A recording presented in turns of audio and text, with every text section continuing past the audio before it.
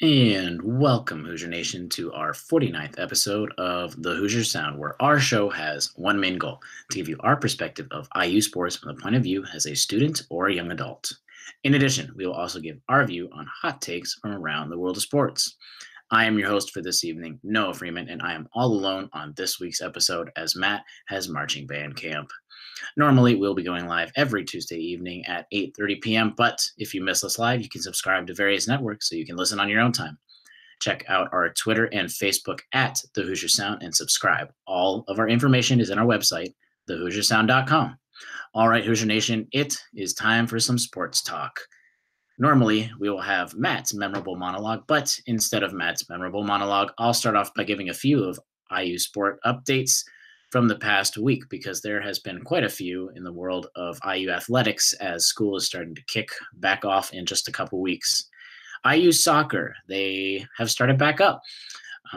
They are positioned at number 2 in the nation. They were ranked number 2 in the nation in the preseason rankings. They had their first exhibition match against Xavier on Sunday evening, where this exhibition match was a little different than normal. They played three 45-minute halves. The first half that they played, the first 45 minutes that they had was Xavier scored 2 goals. It was 2-0. But then over the course of the next two, IU scored 1-0. So it was a little strange technically in the score, the scorebook basically.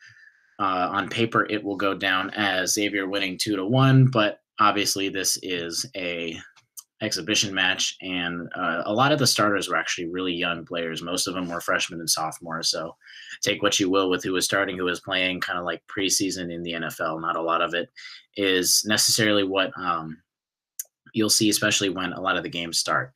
But next, we found out that IU basketball will be playing Central Arkansas on December 19th in Assembly Hall, so we probably just have a couple more games officially to come out to round out our entire schedule. But hopefully pretty soon we should start hearing, actually, yeah, about the end of August, usually from what I've seen is about where we start to hear the official, all of the from front to back, including we'll have all our Big Ten games. We know who we're playing. And there's 2 more. Next, I have on Twitter, on the IU football Twitter account, 3 or so hours ago, they posted this really, really cool video. You should go check it out because it's about a minute and a half of basically Tom Allen wanting to do O lineman versus D lineman in just a circle 101 drill. And he had Gavin Everett go up, and then he wanted Coy Cronk, basically the one of the biggest offensive linemen, one of the best, to go up against him. And they were about to square up against each other, and Tom Allen shouting on the microphone, and he was just saying all this stuff. And then basically that Gavin Everett, a walk-on guy, gets a scholarship. Everyone goes crazy. At the end of practice, they showed some of what Tom Allen was saying about him, that basically Gavin was coming onto the team as a walk-on, didn't complain, worked his butt off, and now he has a scholarship. So that's really cool for him. Congratulations. It's such a really cool video to see everyone hyped up.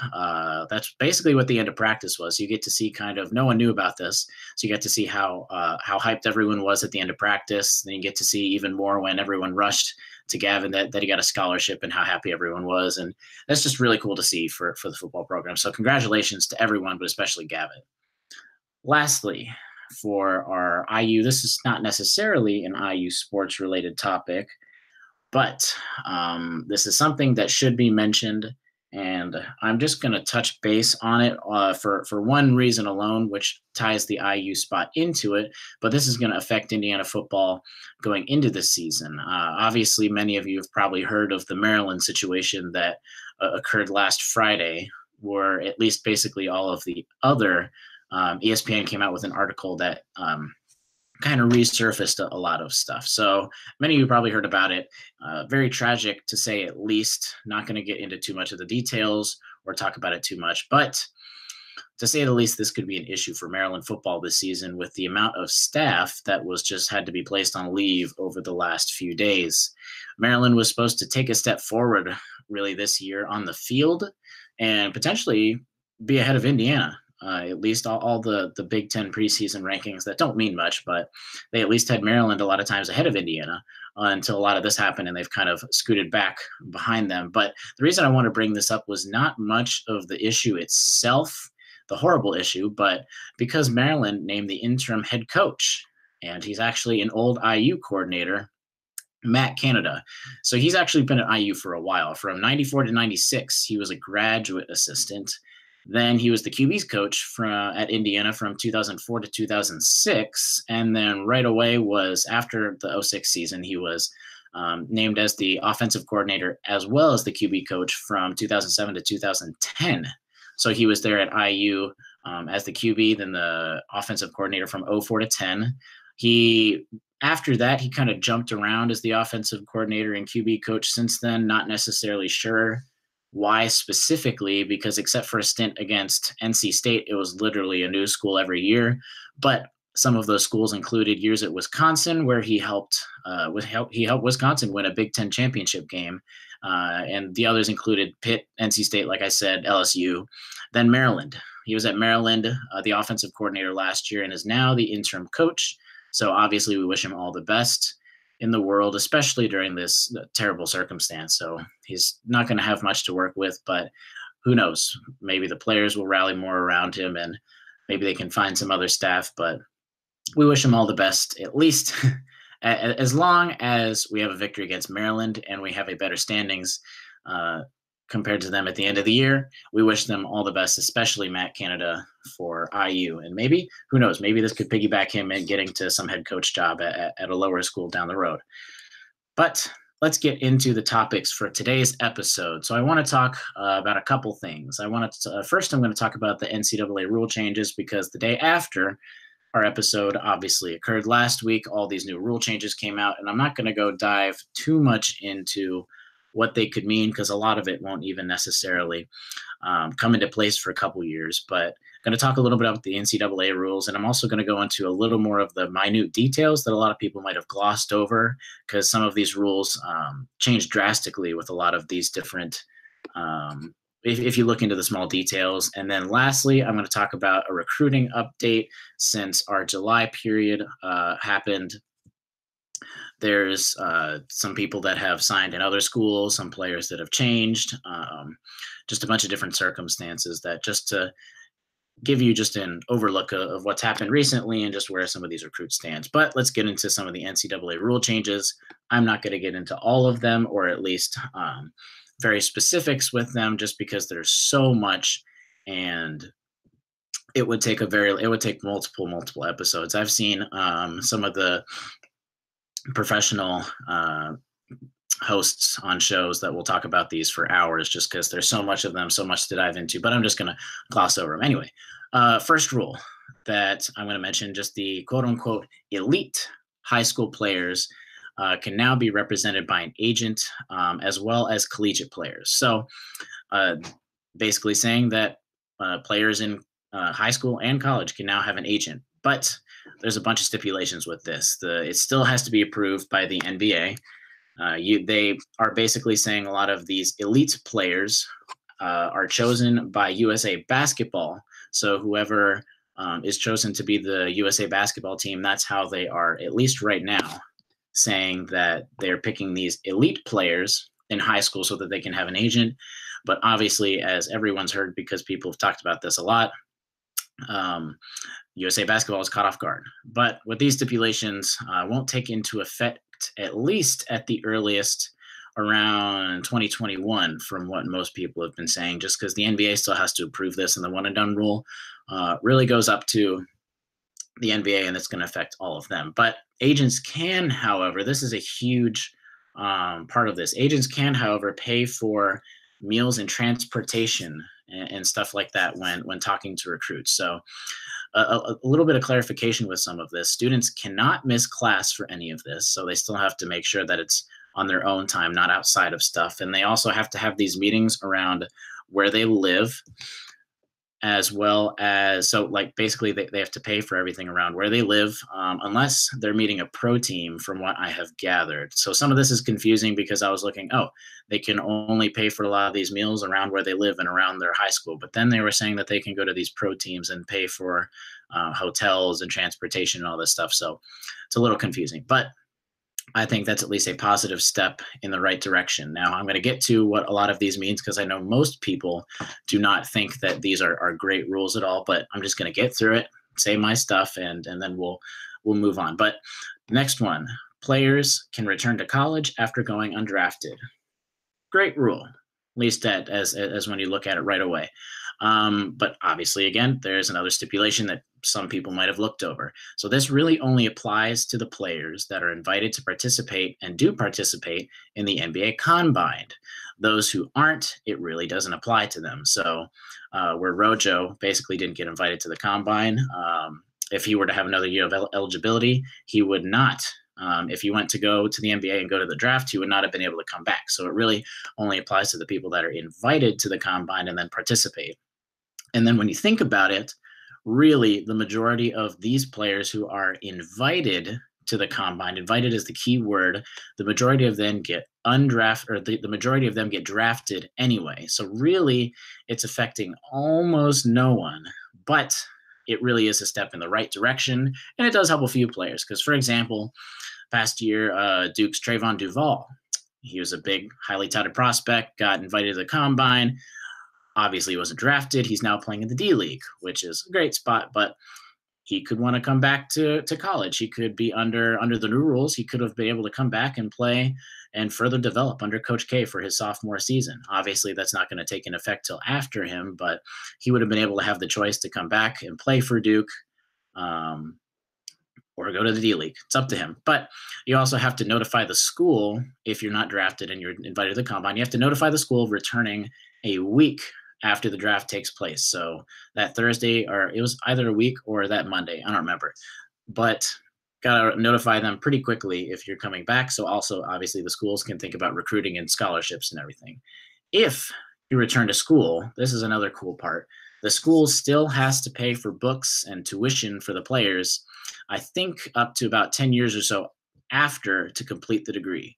This is great because it's still able to help players come back and finish their degree. So you can really see that it's not just you go in, you're a bust, and then you don't have a degree to fall back on, and you got to pay your way through college. But it really does help the busts that go in early, don't finish school, come back. They can still make a living and get a degree to find another job. Because with all the scholarship rules and everything, and schools might not having money, the NCAA is putting together programs and ways to help fund this. Out of all the rules you agree or disagree with, I think this is something that's really great, and that we can find a positive place with all of this. Next, I'm going to talk about recruiting, and not necessarily the recruiting that I'll go into discussion later, but recruiting. This is the spot that I'm going to just highlight, because there are a lot, and I bold a lot, of small, minute changes in the recruiting schedule, especially with dates on when coaches can recruit, all of those evaluation periods, camps, et cetera, et cetera. But there are some points to keep in mind, as a lot of this stuff is slightly changing. So July is going to look pretty different. There's going to be less recruiting periods. It goes from 3 to 1 recruiting weekend. So previously, the last month or so, we were talking about, got the next few recruiting periods to go. Last year, when we had the bevy of IU recruits for this incoming freshman class, it was basically after that second July period that we were able to have a lot of recruits come in, but it's going to go down from 3 to 1. So it's going to look different, but they're basically, a lot of these opportunities to recruit are more or less essentially being placed at other times throughout the year. And I'm going to get into detail in just a second. Coaches are still allowed 130 days on the road to recruit. So that's not going to change. So things are getting moved from one place or another. So a lot of these July periods, if they were able to recruit, it'll just get moved to another place. So a common thing is that a lot of July stuff might get moved to doing things in April. But coaches still will have allowed 130 days to recruit on the road, which is what it has been. The one Now, July weekend of sanctioned events will now be coordinated by AAU, which it has been, which is go-see, but now it's also going to include USA Basketball, the NBA, and the NBA Players Association, which, believe it or not, is actually the first time that all of those four major organizations have come together to organize this national basketball event, which I think is really cool. At least it's a step in the right direction in them organizing these kinds of events, because as we've seen earlier with the NCAA starting to tell the NBA and USA Basketball basically that they're gonna follow by their rules. At least we're seeing that some people are starting to have just some cooperation and starting to do some stuff. But that'll be really cool. We'll get to see at least if that's a good thing and how players are going to start using it. Next in the recruiting thing, high schoolers are going to get more paid official visits to colleges. Out of all of the other questionable things, I like this one a lot too, just because, so they used to be able to take out 5. So they used to have 5 official visits that they could go to. Obviously, you could take as many unofficial visits, but 5 where they can pay for your transportation, wine and dine you more or less. Obviously not the whining for the under 21, but just basically pamper you up. But now they can take 15 starting August 1st of their junior year. So you think, oh, they got 15 that they can do in their senior year. That's another one of those stipulations that I was talking about. It's still great, but it's going to be broken down like this. So basically they get 5 for their junior year. They've got specific dates, but they've got 5 for their junior year starting August 1st. Then they've got 5 for their senior year up until graduation. And then they've got another 5 after high school graduation to end their year to the end of their collegiate eligibility. So I think what they were trying to get there, is a lot of the people that might want to do graduate transfers or something like that, to where they don't have to just, I'll meet you at this restaurant at this time right here, and they got to find their way to get there. So when Evan Fitzner had to fly all the way over here, Archie flew all the way over there, basically, they could take an official visit to come to the school, from what I've seen, at least what they've potentially want to do. But they still recruits now get 15 visits, which is great. And adding into that, schools will still keep the same amount of visits, which they get 28 official visits that schools have 28 visits that players can come to that college. But now schools can have one specific player come to that school twice. So say Romeo was coming last year to visit Indiana, he could only come once. Now with the new rules, he would have been able to come do an official visit twice, which is great. So maybe you want to just keep seeing which colleges these players. So just instead of taking one official visit, which what we've been looking at to see as a good gauge to where these players, if they like the school or not, maybe you see them taking one official visit, then if they take 2 official visits to a school, it'll really show, oh, this person must be really interested. This school must be giving them really good treatment in these official visits. So we'll see where it goes from there. But starting to wind down on some of these rules, just odds and ends, really. The next one, the NCAA is just requiring all school presidents, chancellors, athletic staff members to contractually comply with all of any future investigations. Basically, it's just the NCAA's way of trying to institute a de facto version of subpoena power, which it lacked previously a lot. But these school presidents, chancellors will now personally be held accountable by the NCAA for their athletic departments abiding by the rules.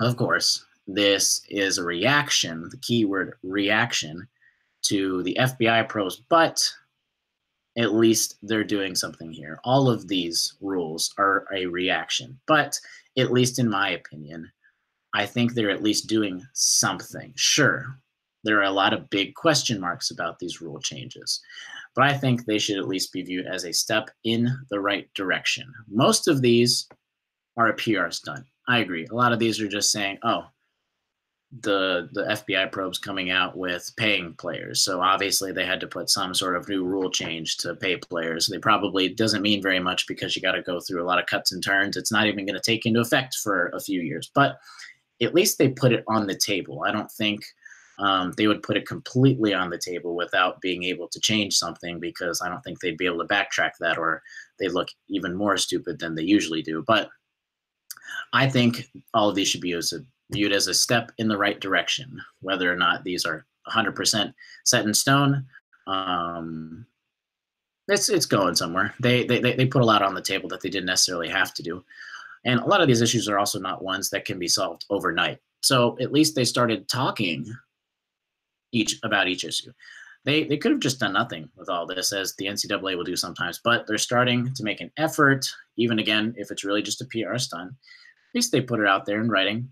Some of these new rules are even great for the immediate future. Some of them need a lot of work, but at least the issue of starting to be addressed. And at least coming from me, I think we should hold off 100% complete judgment until we can see if the NCAA starts to tweak these new rules, actively try and find a good solution, and just work with everyone to try and see if we can make these rules that everyone or most people will be happy with. Obviously, there are going to be people that are going to be upset all the time, but maybe we can try and get these rules to just make most people happy. But let's see where these rules take us. It'll be a few years. This is not going to be, everyone was very mad. I think even coaches were upset with these. But it'll be a few years before, but they got put on the table. A lot of these aren't rules that are going to be changed overnight or even in a month or 2 months. That's about it for the NCAA rules, and I'm just going to give you a brief update on some of the IU basketball recruiting that's been going on. So over July, we still have Trace Jackson-Davis and Keon Brooks. They're still the clear-cut top 2 choices that IU has, without Archie saying we want Trace and Keon as our number 1 and number 2. But nothing really there has changed very much. It was really cool to see, though, that Keon was working with LeBron James and Trace was working with Rasheed Wallace during a lot of these camps in July. It was nice to see those 2 NBA players getting out and helping, also seeing them, learning from them, because I could really see, you could see just little snippets, especially with Keon and LeBron. You could see just Keon looking over at LeBron and just trying really to take as much information as he could from LeBron, and it was just nice to see. And obviously, Keon is also going to La Lumiere High School, as we all have seen. That's not new news, but he's just changing from going up in Fort Wayne just to La Lumiere to finish out his senior basketball season.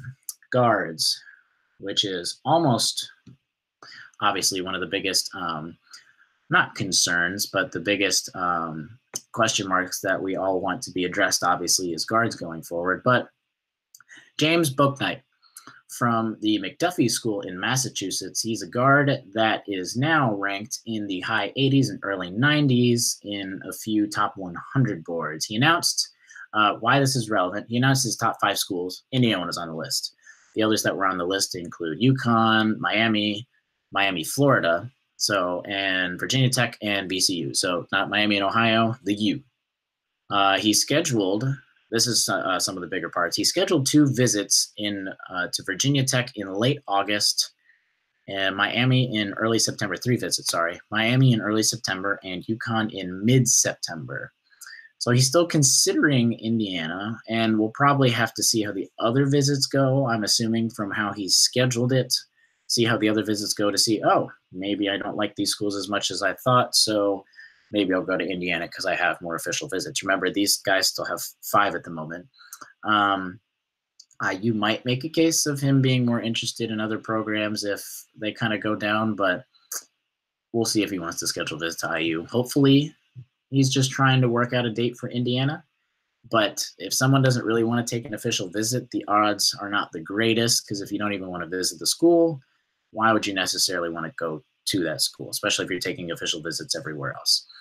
IU is arguably the better school in the top 5 right now, but we'll see if he wants to play second fiddle to possibly Robert Finney over the next few years, which is something that he could be thinking about. It could be reason, in addition to others, of why there's not a strong class overall anyway. It's not a strong guard class in the 2019 class. IU just, hasn't had much interest possibly. So we'll see how it all plays out over the next month or more for James Bouknight. Next guard, Armaan Franklin. We've all heard about him, Cathedral guard. just put out some visit times. He's taking an official visit to Indiana from August 24th to 26th, keyword official visit again, and then going to Purdue for his official visit August 30th to September 1st. So he's got 2 official visits to IU and Purdue. Seems like those are the top 2 schools at the moment. Crystal ball projections, though, do have Franklin strongly at Purdue.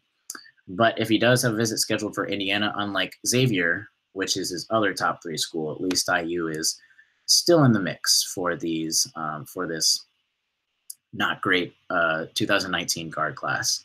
Next, Anthony Harris, the combo guard we talked about a couple months ago from Paul VI in Fairfax, Virginia, around 50th generally in the top 100 boards.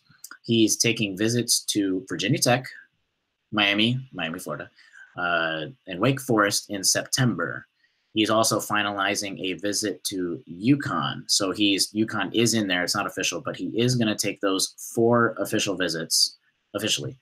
And for his last one, he's still considering Indiana and Georgia for his last and final visit. We'll see if Indiana gets a visit. But Virginia Tech is pretty strongly in the lead. It's in-state. It's only about still a 4-hour drive, so it's not as close. So he can still be far enough away from home, but it's still in-state with all the in-state love. If IU is only being considered for a last visit, really considered against Georgia. So yes, we can make all we can make all the jokes about Archie versus Crean, but if he's really only considering IU for the last visit, not even jumping ahead of Crean, doesn't show as much interest as you'd like. You want the players to be taking official visits, as I just mentioned. Next one, Kira Lewis, a guy that we were looking at for a while. People kind of liked him, but he just announced that he's going to Alabama. And he's also reclassified to come this year. He wasn't crazy high on Indiana's boards, but he was a guard that they were going after. He was also, this is a big thing. He was an EYBL teammate of Trendon Watford. Obviously, we all know the 5-star forward from Alabama, and obviously the brother of Christian Watford. From my perspective, this could mean nothing, but this is what I thought of right away, was that this doesn't necessarily bode well for Indiana being the EYBL teammate of Trendon's. For basically, IU's already been playing catch up to Alabama. And now that his teammate and friend is going to Alabama, that could essentially put the nail in the coffin for Trendon going to Alabama. Obviously, this is not set whatsoever, just how I've been looking at it, but it's one way to look at it. Of course, a lot of things could change. Maybe Kira and Trendon don't get along. But overall, I don't think it looks as good for Indiana with Trendon, let alone taking another guard off of Indiana's board. Kira Lewis is the guard, just to clarify. Trendon is not a guard. But next, Zeke Naji. This is an interesting prospect, so bear with me. There's going to be a lot of schools thrown out there. This guy is kind of all over the place, and what I've gathered is that he doesn't really have a clear-cut school yet, because he has already scheduled 7 unofficial visits that have already started around August 10th and go to the end of August. So he's taking 7 unofficial, so that means he has to go to these places himself, get himself there. Things cannot be paid for.